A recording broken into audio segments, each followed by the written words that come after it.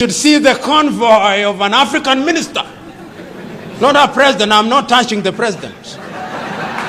The presidents are in a different world. The African minister. The African minister will never queue. Oh, he's anathemic.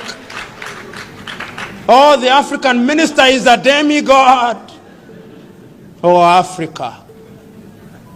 The African counselor in your rural home, when they go to churches, not even if it is not their denomination, they saunter to the front seats.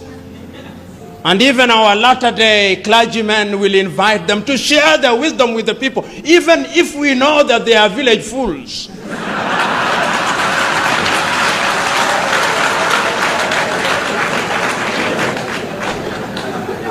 If there is anything that we must learn from Western Europe, is that they have gone through enough problems and they are capable of organizing their affairs, and they have demystified political leadership. We must demystify political leadership going forward. And once we do that, and I think we can do it because I can now begin to see something happening in Africa. Young Africans are beginning to ask searching questions. Africans are beginning to recognize that corruption is a cancer in our body politic. They are beginning to recognize that those who want to buy their votes don't mean well for them.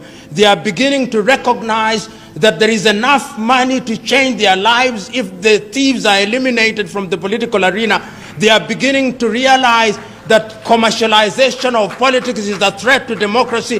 They are beginning to rise up. And I think that those who have not smelled the coffee will be surprised. They will be surprised when the ground moves from under their feet. They'll be surprised when Africa begins to elect individuals who can demonstrate that they have ideas, because the politics of the 21st century is the politics of ideas and about competition of ideas. And therefore, when one is appointed into any public office because of the demands of the electorate, and this relationship between the African member of parliament or the African president and the electorate is a symbiotic relationship. It is symbiotic in a very perverse manner. And I suspect I'm misusing the word symbiotic, but I'll use it or misuse it nevertheless, to the extent that it explains my point. What happens is that it appears that the electorate has allowed the so-called leader, because many of them are misleaders, to remain in their positions of power and to acquire as much as they can, on the understanding that periodically their loot will be shared with them. It is some kind of Robin Hoodism of a latter-day kind. And this Robin Hood kind of politics is a little bit different, at least from my understanding. Robin Hood robbed the rich in order to share with the poor. But our latter-day African Robin Hoods are in the business of robbing from the poor in order to give a pittance to the very poor. And this is what we are talking about today when we talk about commercialization. So that if you ask any typical African politician, how much does it cost you to be elected into parliament, they'll tell you it is in the millions. It is in the millions, and the millions they spend is perhaps 10 times more than they'll ever earn through their legitimate salaries.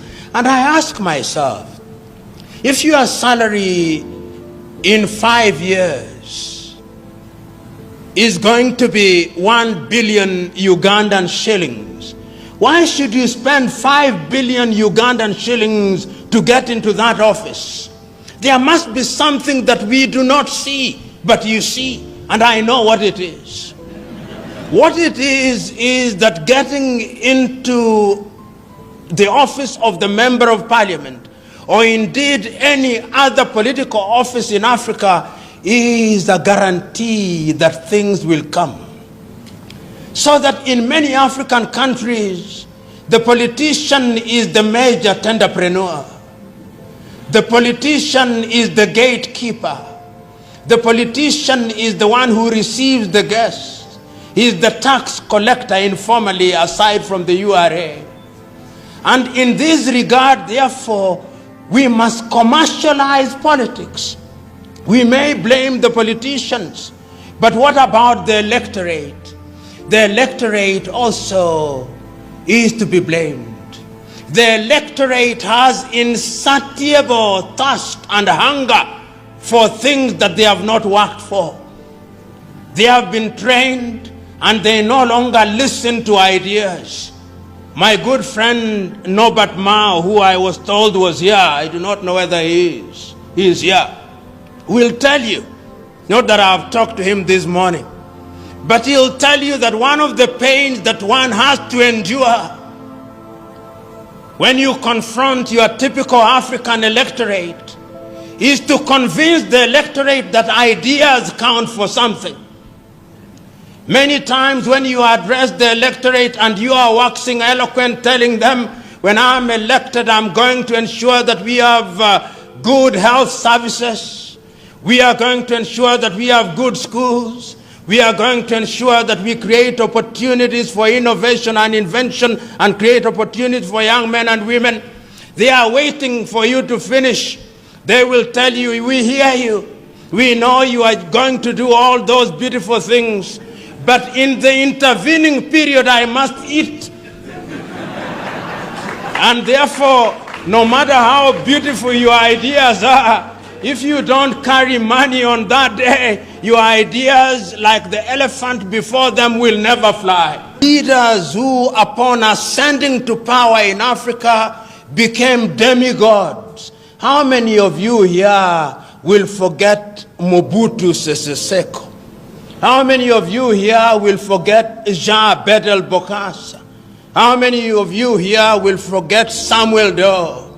And then we had the emergence of guerrilla movements where people rose against their very own who had used their positions of power to destroy what had been gained over the years. And then, in those early days, you will also remember that many African leaders, including the enlightened ones, took the view that because of ethnicity it was necessary to unite the people. And whether you are speaking from Dar es Salaam in Tanzania, or Lusaka in Zambia, or Kinshasa in what was then Zaire, now the Democratic Republic of Congo, or you are speaking from Nairobi in Kenya, and here in Uganda, the clarion call was that we must have one-party states.